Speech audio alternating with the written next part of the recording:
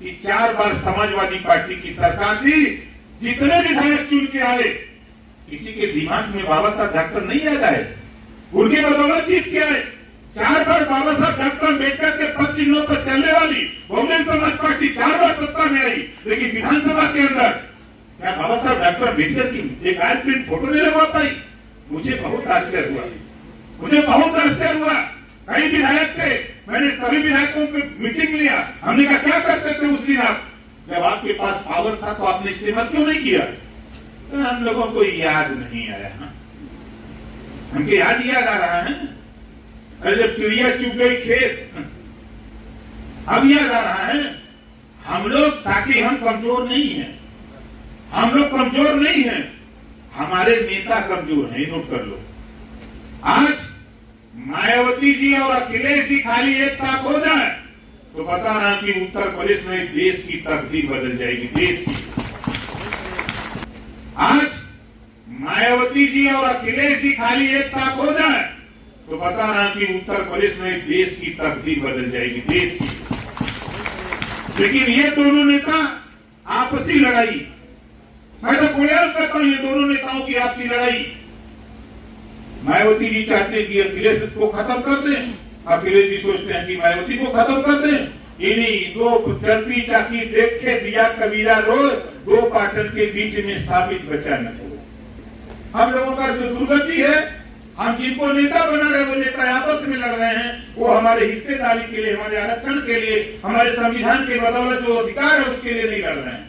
यही हमारी दुर्गति का कारण है। इस नाते हम तो भाई देखो, जैसा कि हमारे साथी ने कहा, अब फिर सरकार रही, अभी आपने याद दिलाया, तो अब सहकारिता भवन में जब सदन चले तो उसी समय एक मीटिंग यहाँ करूंगा और विधानसभा अध्यक्ष से कहूंगा कि भाई वहां मीटिंग करने जाना, अपने फोटो भिजवा दो, ना हो तो हमसे पैसा ले लो, हम बनवा के दे दें, वहीं लगवा दो भैया।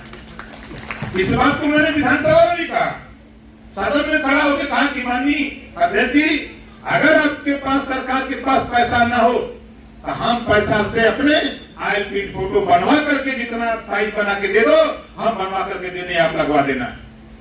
तो अध्यक्ष जी ने कहा कि नहीं नहीं, ये सब चीज नहीं बोली जाती है, किस तरह का बोली जाती है, आप बता दो उसको।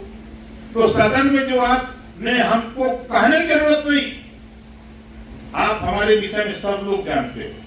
सदन के अंदर आज तक हमारे ऊपर ठप्पा लगा है। जो हम सदन शुरू होता, सदन के अंदर प्रवेश करते हैं तो कहते हैं कि देखा भी ये पिछड़ा दलित वाला नेता आ गए थे। एक लाइन सब लोग, मुख्यमंत्री तक कहते हैं देखो पिछड़े दलित वाले नेता, जो देखते हैं हमको यही कहते हैं, तो हम तो वो लड़ाई लड़ते हैं। तो साच को वाच क्या है? जो मैं कहता हूं वो सही बात है, वो सही बोलते हैं लोग, लेकिन इस बात से सीख जो हमारे समाज के, जो पिछड़े दलित और संकट समाज के जो विधायक चुन के गए विधानसभा के अंदर, ये इनकी जबान नहीं खुल पा रही है। हम तो ललकारते रहते हैं, कभी कभी डांट देते। अभी आपने देखा होगा विधानसभा के अंदर जब मैंने शुरू किया, पिछड़े दलित के साथ बहुत बड़ा धोखा होने जा रहा है। अब जो शिक्षा नीति पर जो बात हो रही थी, जो नई शिक्षा नीति आ रही है, जस्ट फीस 2 गुना, 4 गुना, 5 गुना हो गई। अभी शुरू हो गया तो काम चालू कर दिया है। आज स्थिति है कि शुल्क प्रतिपूर्ति उन्हीं को मिलेगी। आप देख लीजिएगा, परसेंटेज जो आएगा 4-5% से ज्यादा बच्चों को नहीं मिल पाएगा। ऐसी व्यवस्था लॉन्च कर दी है, सब भी नहीं पा रहे हैं।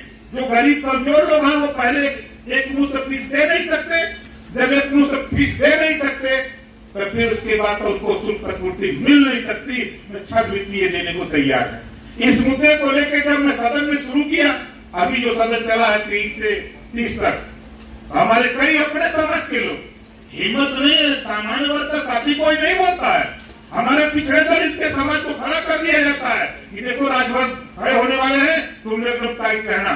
जब सब लोग खड़े होते हैं, जब शुरू करते हैं और चिल्लाते बैठा भाई, और सुनो पहले, हम लोग यहाँ बेटे चिल्लाने, समाज का वोट लेके आते हो, समाज के हित के लेके, समाज की बुराई करने के आए हो। हम लड़ रहे हैं, जो कह रहा हूँ इसको गलत साबित कर दो आज, तो मैं सदन से इस्तीफा देके आज ही चला जाऊंगा। माननीय अध्यक्ष जी, कुछ इससे विरोध करने वाले लोग हैं।